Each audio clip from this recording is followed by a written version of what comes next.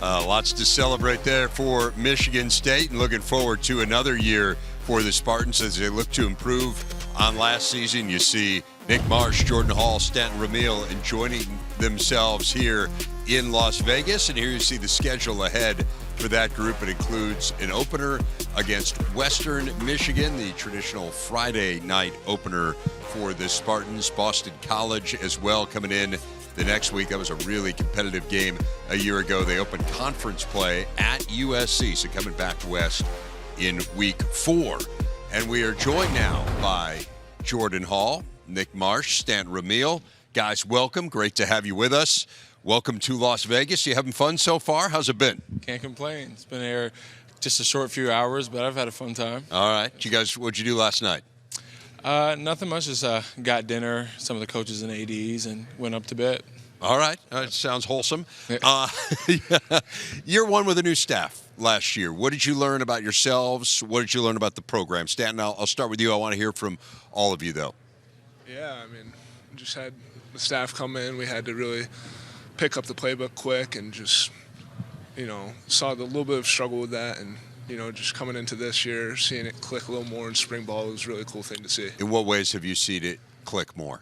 Just as far as the offensive line and how we picked up our, whether it's something as small as an aiming point or just who our assignment is and who the double teams are going to, just cleaning that up and having cleaner blocks or, just pointing to someone, and the wide receivers know that we're going to get him. They can go get up to the safety. Just small stuff like that is really cool to see.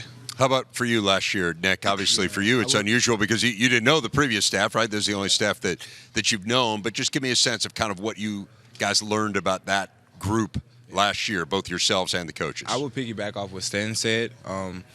We didn't pay a lot of attention to the details in the playbook and our coach's vision, but this year I think we're taking a bigger step as an offense and as a defense to pay attention to those small details to make plays be perfect. And like he was saying, offensive line aiming points, the receivers, certain alignment, certain yard marks to break off at. I think it's the details that's going to make us different this year. Jordan? Yeah, kind of to piggyback off that for the defense. Coming in with Coach Rossi, he's very detail-oriented in how he wants things to go. And that's something that is kind of hard to adjust to when you're learning things. You try to take little pieces and learn each practice and each week. But things build up, especially when things are so new.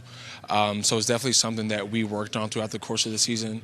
But the way spring ball and fall camp are coming around, that's something that we think is one of our strong suits of how we're, as a defense, we're detail-oriented and how smart we are as a defense. As you guys got to know Coach Smith, describe him as a coach. I would say he's just a relaxed, chill kind of guy. He doesn't do much talking, but he gets his point across, if that makes sense. Yeah. How does he get it across if he doesn't talk a whole lot? Just how his posture and demeanor, because he doesn't. What was that, Nick? I missed that. This is how he gets his points across right here. Is that one of his? When his hands habits? come together. Okay. His hands come together. He gets to doing one of these. Yeah. He means business. Yeah. But okay. He's very stern. So you don't pay attention until the hands come together, then you say, "Okay, this is important." That's his tell. Huh? No, we pay attention. We pay attention all the time. I'm putting words in your mouth. Come on, slow down now.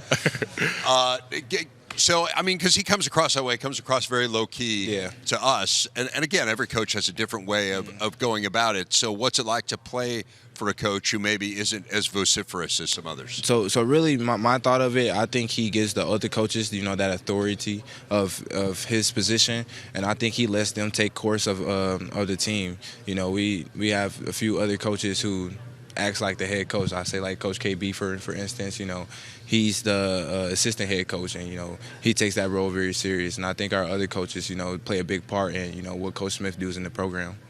Sen? Yeah, kind of like what Jordan said, he's a more reserved guy, more cool, calm, and collected. But, when he really wants to make that point, it's definitely made. And, he's definitely a brilliant football brain. Like every night before game day, we'll go over,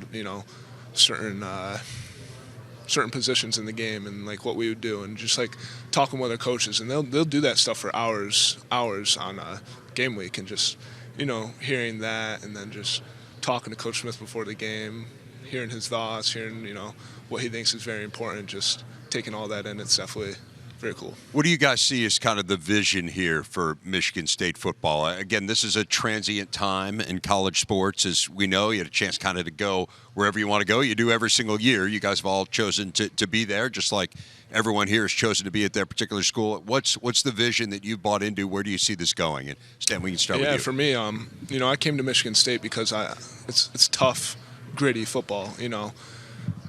We retain a lot of players. You don't really see that too often in college football right now, and just building that family in our team, it's just something amazing that not many other people have the opportunity to do. And just like I said, being that gritty football team, that's also another thing. We're not flashy. We run down your throat. We open up the pass game. We get it done. So. Yeah. I think Nick's taking umbrage. He's got some flash going right now. Yeah. So my thoughts on that, first year with the program, you got a new staff, a new team, pretty much new everything. So, the first year may have not been what we were looking for, but I think we're going to shock a lot of people with this second year of growth. We had a lot of time to, piggyback on our mistakes last year and piggyback on some of the things that we could have corrected then. And, I think we're paying more detail to that this year, and I think that's going to shock a lot of people. Defense had a solid year last year. I know you must feel good about that. How do you build on that success this year, Jordan?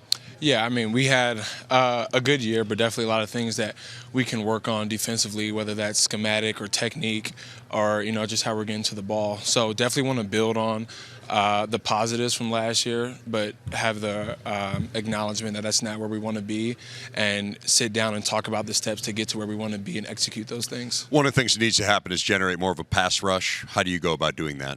Yeah, I think it starts with stopping the run and making the offense be in situations where they have to throw the ball and not be so one-dimensional, so where we can mix up some things, have different pictures for the quarterback, throw in some different disguises, but just to put them in more situations where it's an obvious passing situation. A little bit of a challenging year offensively. I'm interested in hearing from both of you on where you think you guys have shown the most growth between when we last saw you at the end of last season and getting through spring ball. I would say the most growth probably with the O-line. They brought a lot more attention to detail into, where they're blocking their aiming points. And then also we got a couple new transfers on the receiver side of things. So, when it comes to, our offense, I think we're going to be really explosive this year. It's interesting to me, Stanton, and I know you can't speak to what's happened the last decade, but when Michigan State really had it rolling, the offensive line was fabulous. Yeah. And it feels like, as I kind of think about, okay, how do they get back to being who they were? And you were talking about the grittiness. That was what Mark D'Antonio's teams were all about. Yeah. And it was really encapsulated in that offensive line. So I know you've got some new faces. I know you feel like there's been some progress there, but kind of bring us up to date on that group and where you've seen the most growth. Yeah. So this past spring we had one of the vets, for one of those great teams, Brian Allen. He came in, good Super player. Bowl champ, hell of a player. And he, just being around him, we'd watch film from the last season, we'd see where our mistakes were, watching it, we're like, how can we make that many mistakes and still rush like we did? You watch some of our games, you watch all of our games, the way we opened up, we had spurts. We can do that. Just being consistent throughout the thing, and like you said, being gritty, being dominant the whole time, we want to see couches burned. Like, we want that. That's what we want. Nick, this wide receiver group, some new faces that you talked about. Yeah. You were a huge revelation, I think, last year, and just had a tremendous first season. I know people are expecting huge things out of you, but tell us about some of the other targets who we ought to be looking out for. So we got Amari Kelly, Krishan McCray, Rod Bullard, and Evan Boyd, and I think they're like tremendous additions to our receiver room. Me, last year, I felt like, once I got to a certain point in the season that I had a lot more, attention on me. So I think, having these guys in the room helps me out a bit and helps Aiden out a bit. He got, a little more to look at and a little more to throw to. You mentioned Aiden. Where have you seen the most growth in his game? Just him going through his progressions, him actually having that time in the pocket to read, the progression 1 through 5. And, he's been doing pretty good with, just being on time and timing. And, it's getting better and better each day. Stan, how about from an offensive line point of view? Where have you seen the growth in Aiden Charles? I'd say a lot of what Nick just said. His his courage in the pocket, his ability to just stay calm and collected, not make a quick rash decision, just stuff like that. And then obviously, knowing Aiden, just his ability to get out there in space and make a play. He's been great at that. He gets even better as we go, and it's really cool. Hey, Jordan, I want to ask you a little bit about your mom and her social media presence. She's going to love this. Yes, it is not unusual for a player to have a lot of social media presence, but your mom, Mama Hall to you. That's her. She is out there. She's like the team representative and cheerleader. And so what's it like to see her kind of building this following? No, I love that woman, and it's encouraging seeing how she approaches social media and how involved she is. It's a blessing to my life to have a mother that's so involved in, and not only just my career, but it seems like the whole program. Well, that's what's really cool about it, right? It's not just about you. It's about everything Michigan State. Anytime there's anything positive to accentuate and point out, she's out there with it. Did she clear this with you? Did she say, hey, this is what I'm going to do? Or did she just kind of start doing it? Nah, she kind of just picked it up and ran with it through high school recruiting. I've had to maybe tone this down a little bit here and there, but I kind of give her a free rein. I've given up, but I love it. So. You guys follow her on social media? Yeah, heck yeah. Oh, yeah. Hey, Nick, what was it like for you to just kind of be thrust into the spotlight last year? I do think it's in college football, we tend to have players kind of play a little bit of a role as freshmen. It's exceptional players who become stars right away.